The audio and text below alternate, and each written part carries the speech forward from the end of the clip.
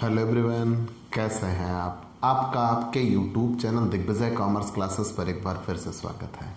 हम आपके लिए अपने इस YouTube channel Digvijay commerce classes पर बीकॉम के सिलेबस की कंपलसरी सब्जेक्ट इनकम टैक्स की पूरी एक सीरीज लेके आ रहे हैं, जिसमें आपको एक तरफ से हर एक रूल और उनके प्रैक्टिकल क्वेश्चन 1 बाय 1 मिलता है।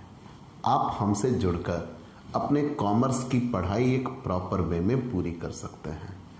हमें पता है कि आपके लिए वो क्लासरूम पढ़ाई या ऑफलाइन पढ़ाई सबसे बेहतर क्यों हुआ करती थी। वही नज़रिया, वही अंदाज लिए हुए अब सीधे आपके घर तक, आपके अपने मोबाइल फ़ोन तक, आपकी अपनी शर्तों पर हम क्लासेस लेके आपके लिए आ रहे हैं।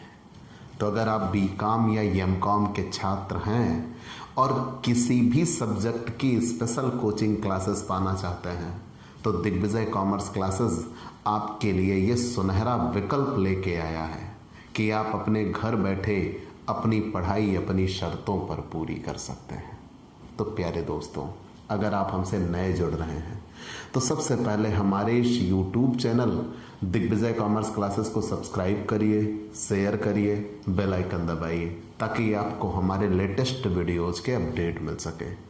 आप हमसे पेड क्लास भी ले सकते हैं।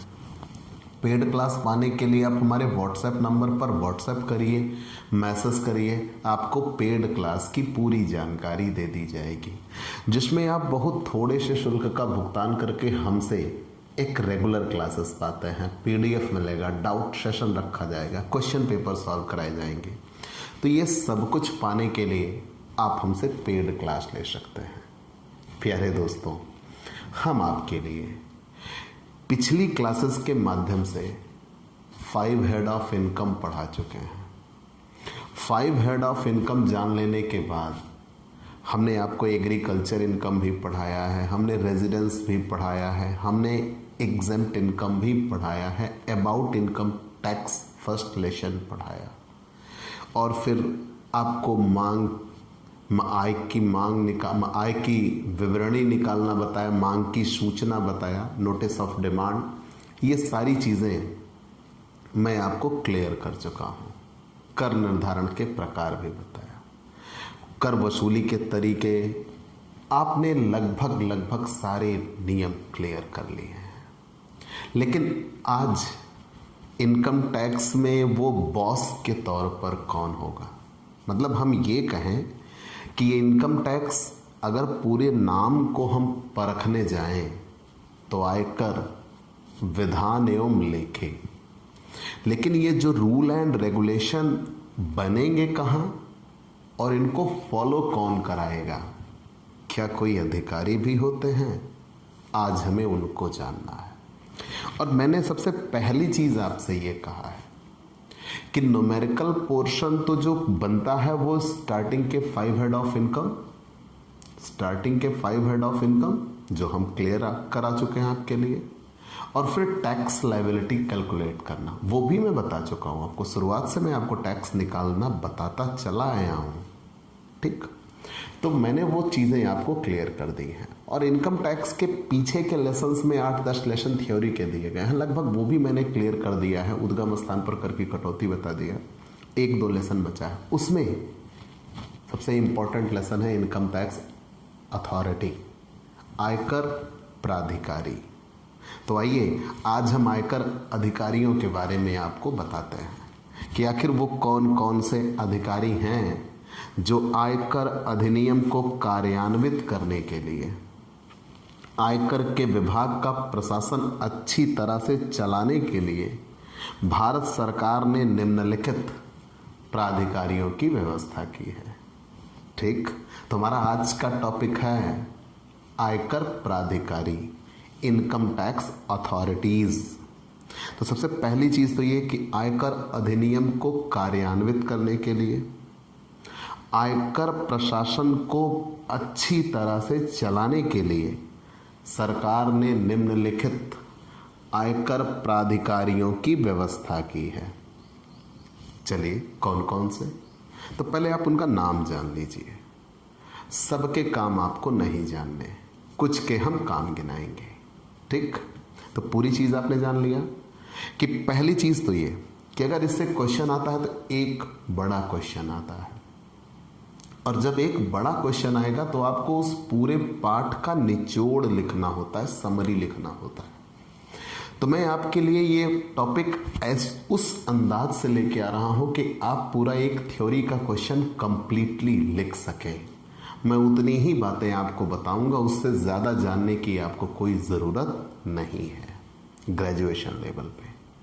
ठीक, तो आइए हम आज आपके लिए कह लीजिए कि एग्ज़ाम को नज़रिए में रखकर एक क्वेश्चन के तौर पर इस लेसन को लेके आते हैं कि आयकर प्राधिकारी होते क्या हैं, होते कौन हैं, कौन बनाता है, क्या काम है।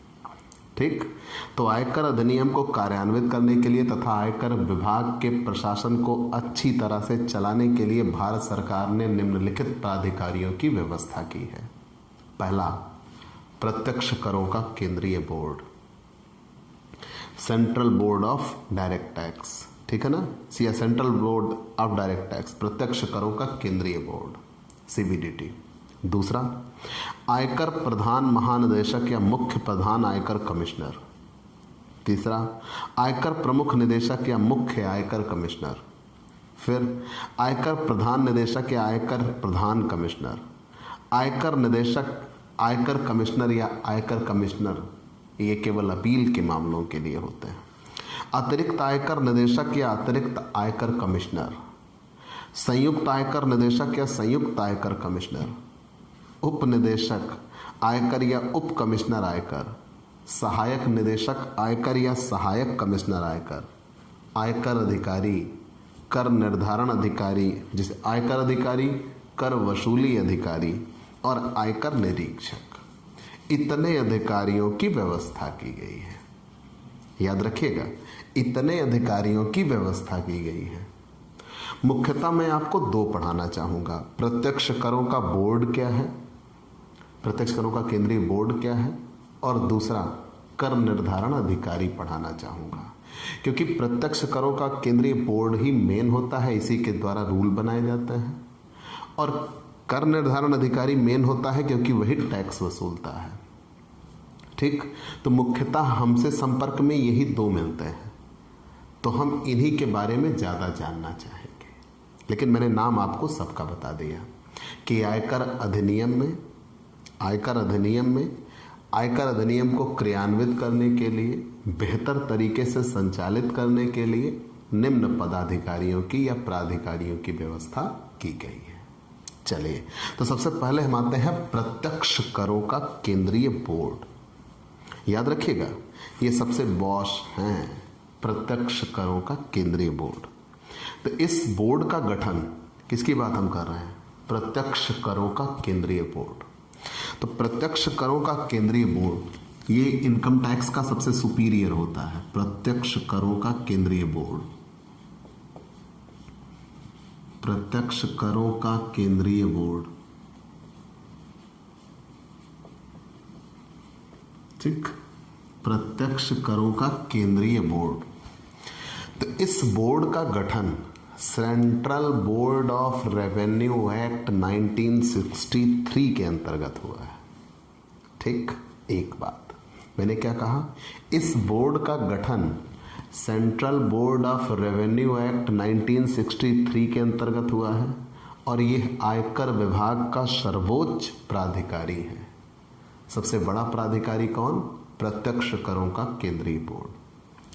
दूसरी बात, भारत सरकार के वित्त मंत्रालय के अंतर्गत ये काम करता है। पूरी बात क्या बनी, पूरी बात ये बनी कि प्रत्यक्ष करों का केंद्रीय बोर्ड, तो इस बोर्ड का गठन central board of revenue act 1963 के अंतर्गत हुआ है। ठीक, इस बोर्ड का गठन central board of revenue act 1963 के अकॉर्डिंग हुआ है, और ये आयकर विभाग का सर्वोच्च प्राधिकारी होता है, और ये भारत सरकार के वित्त मंत्रालय के अंतर्गत काम करता है, और इसके सदस्य केंद्रीय सरकार द्वारा नियुक्त किए जाते हैं, और इन सदस्यों में से ही किसी एक को इसका अध्यक्ष बनाया जाता है। ठीक, तो तो आपने जान लिया। इसके सदस्य जो नियुक्त होंगे वो केंद्र सरकार नियुक्त करेगा। ये भारत सरकार के वित्त मंत्रालय के अंतर्गत काम करेगा और ये आयकर विभाग का सर्वोच्च पदाधिकारी होगा और इसकी नियुक्ति central board of revenue act 1963 के अकॉर्डिंग होगी। चलिए जान लिया। इनके अधिकार क्या होंगे। पहला अधिकार, नियम बनाने का अधिकार। आयकर से संबंधित जितने भी रूल एंड रेगुलेशन बनते हैं वो रूल एंड रेगुलेशन बनाने का अधिकार संपूर्ण भारत में या आयकर अधिनियम के संबंध में संपूर्ण भारत अथवा उसके किसी भाग के लिए नियम बनाता है और इन नियमों को संसद में बाद में इनका अनुमोदन किया जाता है। लेकिन पहले आयकर अधिनियम से संबंधित नियमों को बनाने का कार्य किसका होता है? प्रत्यक्ष करों का केंद्रीय बोर्ड। बाद में उन नियमों को संसद में लाया जाता है और वहां उनका अनुमोदन होता है। दूसरी बात, आदेश व निर्देश देने का अधिकार। यह आयकर के अन्य प्राधिकारियों को ऐसे आदेश व निर्देश दे सकता है जो आयकर अधिनियम को उचित रूप से कार्यान्वित करने के लिए उचित रूप से कार्यान्वित करने के लिए उचित होते हैं तथा जिनका पालन प्राधिकारियों के लिए आवश्यक है। ठीक, ये आयकर प्राधिकारियों को उचित आदेश व निर्देश देता है ताकि उसके जरिए ही वो आयकर से संबंधित अन्य नियमों को सही तरीके से पालन कर सके। चले मान लिया। लेकिन ये कुछ विशेष ऐसे मामले हैं जिसके मामले में ये आदेश नहीं दे सकता। कौन कौन से मामले हैं? किसी विशेष मामले की विशिष्ट प्रकार से निपटाने का आदेश ये नहीं दे सकता। दूसरा, ऐसा आदेश जो कमिश्नर के अपील संबंधी अधिकारों में हस्तक्षेप करता है ये उसका आदेश नहीं दे सकता। इन दो मामलों, किसी विशेष मामले को विशेष प्रकार से निपटाने का आदेश नहीं दे सकता और कोई ऐसा आदेश नहीं दे सकता जो कमिश्नर के यहाँ की गई अपील के संदर्भ में होगा, ये वो आदेश नहीं दे सकते। बाकी ये कोई भी आदेश दे सकता है। चलिए मान लिया। तो हमने ये बताया कि प्रत्यक्ष करों का केंद्रीय board central board of revenue act 1963 के अंतर्गत बनाया जाता है। भारत के आयकर विभाग का सर्वोच्च प्राधिकारी होता है और भारत सरकार के वित्त मंत्रालय के अंतर्गत कार्य करता है। इसके सदस्यों की नियुक्ति केंद्र सरकार करती है और केंद्र सरकार के द्वारा नियुक्त किए गए सदस्य में से ही इसका एक अध्यक्ष बनाया जाता है। स्पष्टीकरण देना। कर निर्धारण की कार्यवाही तथा राजस्व संग्रह करने के काम को सुचारू रूप से चलाने के लिए बोर्ड समय समय पर आवश्यक निर्देश और स्पष्टीकरण जारी कर सकता है ताकि कर निर्धारण से संबंधित जितना भी प्रशासनिक कार्यवाही है वो बेहतर तरीके से चले और सरकार को सरकारी राजस्व की प्राप्ति होती रहे। उसके संबंध में ये बार बार आवश्यक निर्देश और स्पष्टीकरण देता रहता है। कठिनाई दूर करने का अधिकार। यहाँ तक ये भी कहा गया है कि बोर्ड वास्तविक कठिनाई को दूर करने के लिए किसी भी आयकर प्राधिकारी कमिश्नर के यहाँ अपील को छोड़कर को आदेश देकर अधिकृत कर सकता है कि वह निर्दिष्ट समय के बीत जाने पर भी कोई प्रार्थना पत्र अथवा किसी छूट, कटौती अथवा आयकर की वापसी की मांग अथवा प्रार्थना पत्र को स्वीकार कर ले। याद रखिएगा, प्रत्यक्ष करों के केंद्रीय बोर्ड को ये पूरा अधिकार है कि अपील के संदर्भ में ना हो बस, बाकी अन्य किसी भी संदर्भ में अगर कोई प्रार्थना पत्र आ रहा है तो समय सीमा व्यतीत हो जाने के बाद भी उसको स्वीकार कराने का इनके पास पूरा अधिकार है। अगर ये अनुमति दे देते हैं तो उसे स्वीकार कर लिया जाएगा। नियुक्ति का अधिकार। केंद्रीय सरकार द्वारा अधिकृत हो जाने के बाद बोर्ड सहायक कमिश्नर अथवा उप कमिश्नर से नीचे के पद के आयकर प्राधिकारियों की नियुक्ति कर सकता है। ठीक, पहले केंद्र सरकार इनके सदस्यों की नियुक्ति कर देगी तो केंद्र सरकार द्वारा अधिकृत हो जाने पर बोर्ड सहायक कमिश्नर अथवा उप कमिश्नर से नीचे के अधिकारियों की नियुक्ति कर सकता है और स्टाफ की नियुक्ति करने के संदर्भ में किसी भी प्राधिकारी को अधिकृत करने का अधिकार है। स्टाफ के संदर्भ में नियुक्ति करने के लिए किसी भी प्राधिकारी को अधिकार दे सकता है कि वह अपने कार्यों का संपादन करने के लिए आवश्यक स्टाफ की नियुक्ति कर ले। चलिए, ये चीज़ें हमने बता दिया। कंपनी घोषित करने का अधिकार। बोर्ड को ये अधिकार है कि वह किसी संस्थान, संघ अथवा संगठन को किसी कर निर्धारण वर्ष के लिए कंपनी घोषित कर सकता है अगर ये ऐसा समझता है कि हाँ कोई संघ, कोई कंपनी, कोई संघ, संगठन या संस्थान है जिसकी कार्यप्रणाली या क्रियाएं कंपनी के अंतर्गत आती हैं, तो ये उस वर्ष के लिए उसको कंपनी मान सकता है, घोषित कर सकता है। आपत्ति का प्रार्थना पत्र लेना, हिसाब की पुस्तकें अथवा अन्य प्रपत्रों को रोके जाने के संबंध में आपत्ति का प्रार्थना पत्र भी ये ले सकता है। चलिए, ये चीजें हमने प्रत्यक्ष करों के केंद्रीय बोर्ड के संदर्भ में आपको बताया।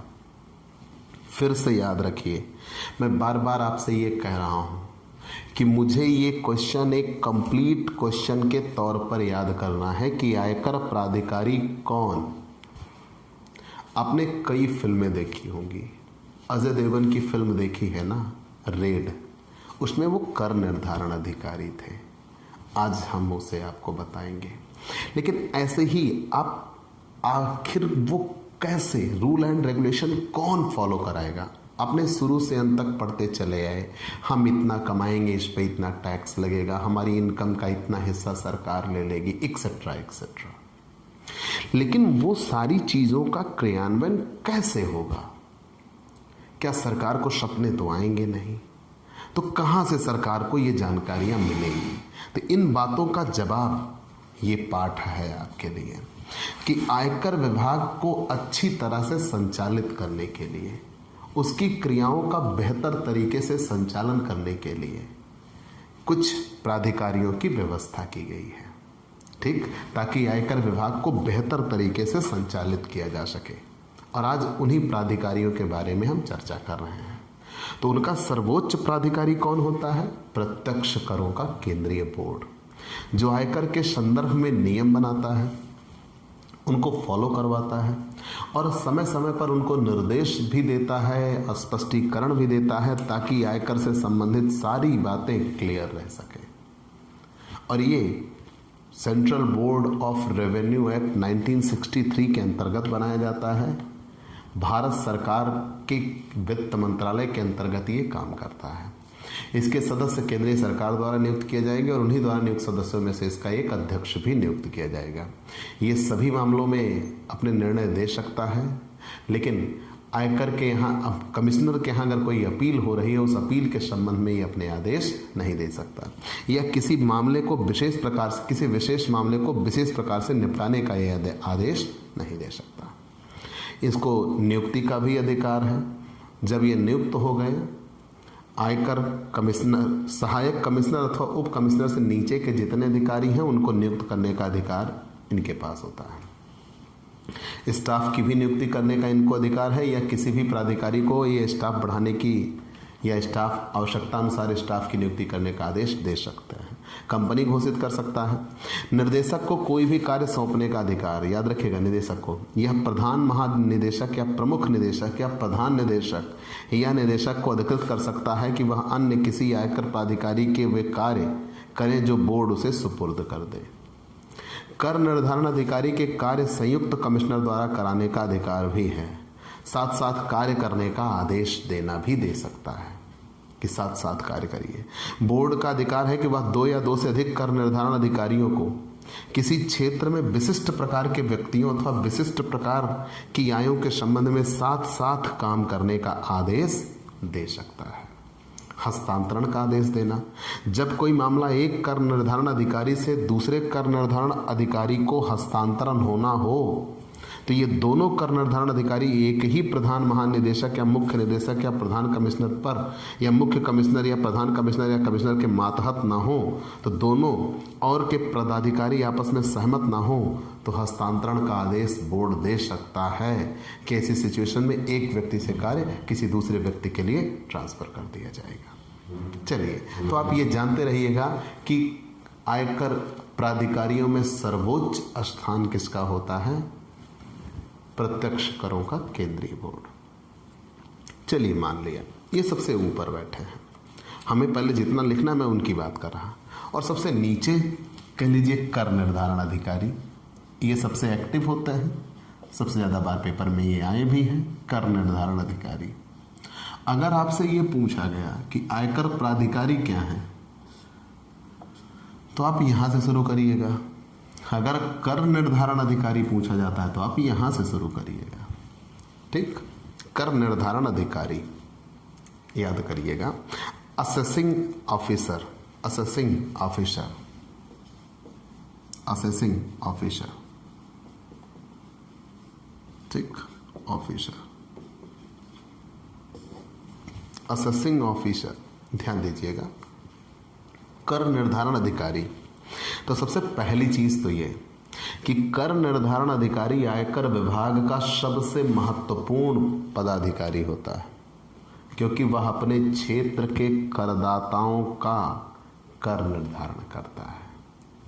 ठीक, तो हमने ये कहा कर निर्धारण अधिकारी आयकर विभाग का सबसे महत्वपूर्ण प्राधिकारी होता है, क्योंकि अपने क्षेत्र के करदाताओं का कर निर्धारण करता है। और जिस पदाधिकारी को प्रत्यक्ष करों के केंद्रीय बोर्ड द्वारा आदेश देकर किसी कर निर्धारण क्षेत्र का कार्यभार सौंपा जाता है, वही उस क्षेत्र का कर निर्धारण अधिकारी कहलाता है। याद रखिएगा, मतलब इन्हें किसी क्षेत्र विशेष के लिए प्रत्यक्ष करों के केंद्रीय बोर्ड द्वारा आदेश देकर उस क्षेत्र विशेष का कर निर्धारण अधिकारी इन्हें नियुक्त कर दिया जाता है। ठीक, तो पूरी बात आपने क्या जाना? कर निर्धारण अधिकारी आयकर विभाग का सबसे महत्वपूर्ण अधिकारी होता है, क्योंकि ये अपने क्षेत्र के करदाताओं का कर निर्धारण करता है। और जिस पदाधिकारी को प्रत्यक्ष करों के केंद्रीय बोर्ड द्वारा स्पष्ट आदेश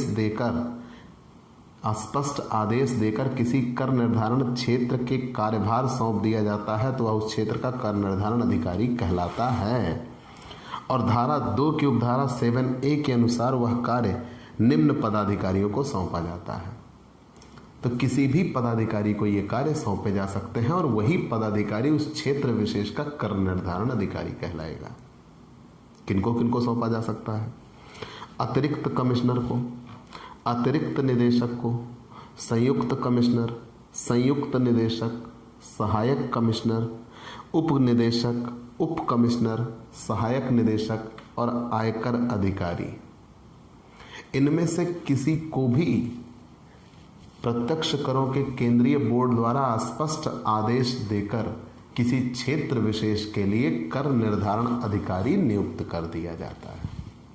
क्लियर? आगे बढ़ जाते हैं। कर निर्धारण अधिकारी के कार्य क्या होंगे? तो सबसे पहली चीज तो आपने ये जाना ना कि आयकर विभाग का ये सबसे महत्वपूर्ण अधिकारी, क्योंकि यही सीधे जनता से संपर्क करता है। दूसरी बात यह अपने क्षेत्र में आने वाले करदाताओं का कर निर्धारण करता है। पुनः कर निर्धारण करना, पुनः कर निर्धारण क्या होता है? अगर इसको कहीं ऐसा लगता है कि किसी करदाता की कोई ऐसी आय है जिस पे कर लगना था लेकिन वो कर लगने से छूट गई है, उस पे कर नहीं लगा है अथवा ह्रास अधिक दे दिया गया है, तो बाद में ये उस पर कर लगा सकता है, उसे पुनः कर निर्धारण कहते हैं। तीसरा, लेखा पुस्तकें तथा सूचनाएं मांगना। ये अपने क्षेत्र में कर निर्धारण के संदर्भ में किसी भी अधिकारी से, उस अपने क्षेत्र में कर निर्धारण से संबंधित किसी भी व्यक्ति या करदाता से उसकी लेखा पुस्तकें मांग सकता है, उनकी सूचनाएं मांग सकता है। गवाही लेना, यह किसी व्यक्ति को शपथ दिलाकर उससे गवाही भी ले सकता है या उसका बयान भी ले सकता है। न्यायिक अधिकार किसे कहे गए हैं? किसी मामले की सुनवाई को के समय से वे समय अधिकार होते हैं जो एक न्यायालय को कोड ऑफ सिविल प्रोसीजर 1908 के अंतर्गत होते हैं। अगर ये कर निर्धारण अधिकारी किसी मामले की सुनवाई कर रहा है तो इसे ये वो सारे अधिकार मिले होते हैं जो civil code of civil procedure 1908 के अकॉर्डिंग जो अधिकार एक जज को मिलते हैं, वो सारे अधिकार इसको मिल जाते हैं। कर वसूल करना, यह करदाता के कर, ब्याज, अर्थदंड, भुगतान, मांग का नोटिस आदि को वसूल करता है। और अगर ज़्यादा टैक्स आ गया है तो उस कर की वापसी करने का उत्तरदायित्व भी कर निर्धारण अधिकारी का ही होता है। हमने आपसे क्या कहा? ये अपने कार्य क्षेत्र में पड़ने वाले करदाताओं का कर निर्धारण करता है। अगर किसी करदाता की आय कर लगने से बच गई और ये समझते हैं कि नहीं इस पे कर लगना चाहिए था, तो उस पे पुनः कर निर्धारण कर सकता है। लेखा पुस्तकें या सूचनाएं मांग सकता है। किसी भी करदाता से कर निर्धारण से संबंधित कोई भी पुस्तकें या सूचनाएं मांग सकता है, गवाही ले सकता है। न्यायिक अधिकार सारे इसके पास होंगे जो एक civil code of civil procedure 1908 के अकॉर्डिंग मिलते हैं। कर वसूल कर सकता है और कर वसूल करने के साथ साथ अर्थदंड जुर्माना अगर कोई लगा है तो ये उसको भी वसूल करता है, और अगर कभी ज़्यादा रिकवरी होती है तो ये उसको वापस करता है। याद रखिएगा, कर वापसी का समायोजन भी कर सकता है। जैसे मान लीजिए आपने इस बार 900 रुपये टैक्स ज़्यादा दे दिया, तो अगली बार जब आपका फिर से टैक्स बनेगा तो वो 900 उसमें एडजस्ट कर दिया जाएगा और फिर से आपका वो कर घटा के तब मांग लिया जाएगा आपसे। उसे कर का समायोजन करना भी कहते हैं। और सबसे बड़ी बात जो आप जानते हो, पैन कार्ड जो आवंटित किए जाते हैं वो कर निर्धारण अधिकारी के द्वारा ही आवंटित किए जाते हैं। आयकर का विवरण प्रस्तुत करने का ये नोटिस देता है। प्रत्येक करदाता को आय की विवरणी दाखिल करनी होती है, तो आय की विवरणी दाखिल करने का नोटिस भी कर निर्धारण अधिकारी ही देता है। कंपनी के रजिस्टरों का निरीक्षण भी करता है, तलाशी लेता है और उन्हें अपने कब्जे में भी ले सकता है, और ये अपील भी कर सकता है और भूल सुधार भी कर सकता है। ये विशेष रूप से याद रखिएगा। चलिए, हमने ये जान लिया कमिश्नर के अधिकार क्या हैं। अगर हम कर निर्धारण अधिकारी के संदर्भ में देख रहे हैं तो कमिश्नर जो अपील जहां होती है वहां अधिकार क्या है। न्यायिक अधिकार, कमिश्नर अपील को इस अधिनियम के अंतर्गत किसी मुकदमे को सुनने के समय वे सभी अधिकार होंगे जो एक न्यायालय को कोड ऑफ सिविल प्रोसीजर 1908 के अंतर्गत आते हैं। सूचनाएं मांगने का अधिकार रखते हैं, कंपनी के रजिस्टरों का निरीक्षण करने का अधिकार रखते हैं, और अपील के निपटारे के संबंध में भी अधिकार हैं। और अधिकार बड़े हैं, वो चाहे तो वो मामले से संबंधित उसको संपुष्ट कर सकता है। मतलब जितने का मामला है कहता है बराबरी की पुष्टि, ठीक है आपको इतना देना ही होगा। उसको कम भी कर सकता है और चाहे तो उसको बढ़ा भी सकता है। ये विशेष रूप से याद रखिएगा कि अगर मामले से संबंधित चाहे तो उसे कम कर सकता है, बढ़ा भी सकता है और घटा भी सकता है या बराबर रख सकता है, या अन्य किसी भी दशा में वो जैसा उचित समझे वैसा आदेश दे सकता है। और इनके विशेष कार्य क्या है। नए आयकर इंस्पेक्टर का कर निर्धारण अधिकारी जिसके साथ वह काम कर रहा है के निर्देशानुसार काम करना होता है। और आयकर इंस्पेक्टर का सबसे प्रमुख कार्य ये होता है कि नए करदाताओं का पता लगाते हैं, कर निर्धारण अधिकारी द्वारा सौंपा गया कार्य करना एवं उसके आदेशानुसार जांच करते हैं, और अधिकृत होने पर वह किसी भी स्थान में प्रवेश करके कर निर्धारण अधिकारी के अधिकारों का प्रयोग कर सकते हैं। चलिए, तो हमने आपको कर निर्धारण अधिकारी भी बता दिया। एक छोटी सी बात, अगर आपको एग्जाम में लिखना पड़े तो आप इन्हीं दो को लिखिएगा, प्रत्यक्ष करों का केंद्रीय बोर्ड और कर निर्धारण अधिकारी। ठीक, प्रत्यक्ष करों का केंद्रीय बोर्ड क्यों, मैंने शुरू में बताया कि ये रूल एंड रेगुलेशन इन्हीं के द्वारा बनाए जाएंगे और इन्हीं के द्वारा ही उसको फॉलो कराना होगा। अब भाई किताब में आपकी 14-15 हेडिंगें दी गई हैं, 6-7 हेडिंग याद रहे बहुत है। ठीक, कर निर्धारण अधिकारी के संदर्भ में भी ऐसे ही 14 हेडिंगें दी हैं, 6-7 याद रहे बहुत है। ठीक, फिर आपने अगर इतना याद रख लिया तो आपके लिए ये पूरा एक क्वेश्चन तैयार हो गया है। लेकिन कुछ और, जैसे प्रमुख निदेशक, प्रधान कमिश्नर तथा कमिश्नर के क्या अधिकार हैं। तो पहला, नियुक्ति का अधिकार। पहली चीज तो यह है कि इनकी नियुक्ति केंद्रीय सरकार करती है। जो उप कमिश्नर के अथवा सहायक कमिश्नर के नीचे के अधिकारी होते हैं उनकी नियुक्ति कौन करता है, प्रत्यक्ष करों का केंद्रीय बोर्ड। लेकिन प्रमुख निदेशक, प्रधान कमिश्नर और कमिश्नर के नियुक्ति, इनकी नियुक्ति कौन करती है, केंद्रीय सरकार करती है। नियुक्ति का अधिकार यह केंद्रीय सरकार अधिकृत कर दे तो उच्च पदाधिकारी सहायक कमिश्नर अथवा उप कमिश्नर से नीचे के आयकर के पदाधिकारियों को ये नियुक्त कर सकते हैं। स्टाफ की नियुक्ति करना, यदि बोर्ड अधिकृत कर दे तो आयकर प्राधिकारी अपने कार्य को सुचारू रूप से करने के लिए आवश्यक स्टाफ की नियुक्ति कर सकते हैं। अगर कोई एक कर्मचारी मामले की देखरेख कर रहा है तो ये उसका हस्तांतरण किसी दूसरे कर्मचारी के लिए भी कर सकते हैं। खोज अथवा जब्त करने के अधिकार अथवा कराने का अधिकार दे सकते हैं। बोर्ड द्वारा अधिकृत होने पर उपर्युक्त प्राधिकारी अथवा इन प्राधिकारियों द्वारा अधिकृत संयुक्त निदेशक अथवा संयुक्त कमिश्नर अथवा सहायक निदेशक अथवा आयकर अधिकारी की खोज तथा जब्त करने के संदर्भ में सभी कदम उठा सकते हैं। जांच पड़ताल का आदेश दे सकते हैं। ये पुनर्विचार का आदेश अधिकार है इनके पास। याद रखिएगा, जब कोई करदाता अपील ना करना चाहे या अपील करने की समय सीमा निकल जाए तो वो किसी भी मामले के संदर्भ में पुनर्विचार के लिए प्रार्थना पत्र दे सकता है और ये इनके पास अधिकार होते हैं। ये अर्थदंड को घटाने अथवा माफ करने का अधिकार रखते हैं। ये अर्थदंड की माफ़ी या संपुष्टि भी कर सकते हैं। माफ़ करना मतलब कहते हैं ठीक है माफ़ किया, अब आपको नहीं देना होगा। संपुष्टि करना मतलब जितना आपको लगा है देना ही होगा, उसमें कोई घटोतरी नहीं होगी। ये कुर्की करने की अनुमति दे सकते हैं। अगर कोई व्यक्ति संपत्ति अपनी छिपा रहा है और ये या यूं है कि वो कर नहीं दे रहा तो उसकी संपत्तियां कुर्क करने का आदेश दे सकते हैं। करदाता की प्रार्थना पर पुनर्विचार करने का अधिकार है इनके पास। अर्थदंड घटाने अथवा माफ करने का अधिकार है, हमने पहले ही बताया। सूचना प्रदान करने का आदेश दे सकते हैं और पुनः कर निर्धारण करने के नोटिस की स्वीकृति देना भी इन्हीं का काम है। तो मैंने क्या बता दिया, पुनः कर निर्धारण करने के नोटिस की स्वीकृति देना भी इनका काम है। वापसी की पूर्ति देय कर राशि से पूरा करना। वापसी की अगर कोई पूर्ति है, वापसी है तो वापसी की पूर्ति देय कर की राशि से पूरा कर सकते हैं। और आगे पुनर्विचार का अधिकार इनके पास है।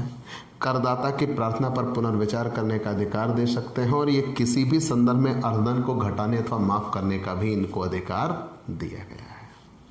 तो यही इतना आप इसमें जानिएगा, इससे ज़्यादा जानने की आपको कोई आवश्यकता नहीं है। संयुक्त कमिश्नर का भी दिया गया है कि सूचनाएं मांगने का अधिकार रखते हैं, प्रवेश पर जांच पड़ताल करने का अधिकार रखते हैं, कंपनी के रजिस्टरों का निरीक्षण करने का अधिकार रखते हैं, संयुक्त कमिश्नर को पूछताछ करने का भी अधिकार है, रिकॉर्ड मांग कर जांच पड़ताल कर सकते हैं, न्यायिक अधिकार भी दिए गए हैं। लेकिन मैंने बार बार आपसे कहा कि प्रत्यक्ष करों का केंद्रीय बोर्ड और कर निर्धारण अधिकारी, यही आपको दो बताने हैं। ठीक, उससे ज़्यादा इस लेसन में आपको कुछ नहीं जानना। तो प्रत्यक्ष करों का केंद्रीय बोर्ड की नियुक्ति central board of revenue act 1963 के अकॉर्डिंग होती है। ये केंद्रीय सरकार के अंतर्गत, जो हमारा वित्त मंत्रालय है उसके अंतर्गत काम करते हैं। इनके सदस्यों की नियुक्ति केंद्र सरकार करता है और उन्हीं सदस्यों में से नियुक्त किसी एक को इनका अध्यक्ष बनाया जाता है। चलिए, आपने ये जान लिया। तो प्यारे दोस्तों, आपको ये क्लास कैसी लगी? याद रखिएगा, मैंने बार बार आपसे ये कहा है कि ये एक क्वेश्चन के नज़रिए से आप पढ़िएगा। एग्जाम में आएगा तो सिर्फ एक क्वेश्चन आएगा और आपको वो लिखना होगा। तो मैंने आपको उतनी ही बातें बताई जो आपको लिखनी है, उससे ज़्यादा जानने की आपको ज़रूरत नहीं है। तो अगर आए तो आप कैसे लिखिएगा? तो सबसे पहले बताइए ना कि आयकर प्राधिकारी होते कौन हैं, वो मैंने आपको बताया। कौन कौन आयकर प्राधिकारी हैं, अगर नाम याद है तो। नहीं याद है तो प्रत्यक्ष करों का केंद्रीय बोर्ड और कर निर्धारण अधिकारी, इन दोनों को आपको एक्सप्लेन करना है तो इन दोनों को तो आप बताइएगा ही बताइएगा। संयुक्त कमिश्नर, उप कमिश्नर, कमिश्नर, प्रधान कमिश्नर, निदेशक, प्रधान निदेशक, उप निदेशक, सब है ना, लिख दीजिएगा। ठीक, तो प्यारे दोस्तों, आपको ये क्लास कैसी लगी हमें ज़रूर बताइएगा। छोटी क्लास है ना, क्योंकि भाई पूरा हो गया, टॉपिक कितना ही था ना, एक लेसन कंप्लीट एक क्वेश्चन के लिए। तो आपको ये क्लास कैसी लगी हमें ज़रूर बताइएगा। आपके लाइक और कमेंट का इंतज़ार रहेगा। आप हमसे पेड क्लास भी ले सकते हैं और पेड क्लास पाने के लिए आप हमारे व्हाट्सएप नंबर पर व्हाट्सएप करिए, मैसेज करिए, आपको पेड क्लास की पूरी जानकारी दे दी जाएगी, जिसमें आप बहुत थोड़े से शुल्क का भुगतान करके हमसे एक रेगुलर क्लास पाते हैं। PDF मिलेगा, डाउट सेशन रखा जाएगा, क्वेश्चन पेपर सॉल्व कराए जाएंगे। तो ये सब कुछ पाने के लिए आप हमसे पेड क्लास ले सकते हैं। और स्पेशली अगर आप हमसे नए जुड़े हैं तो सबसे पहले हमारे इस YouTube channel Digvijay commerce classes को सब्सक्राइब करिए, शेयर करिए, बेल आइकन दबाइए, ताकि आपको हमारे लेटेस्ट वीडियोज़ के अपडेट मिल सके। तो आज की क्लास में इतना ही। अगले दिन नए टॉपिक के साथ फिर से मुलाकात होगी। चलते हैं दोस्तों, बाय बाय दोस्तों।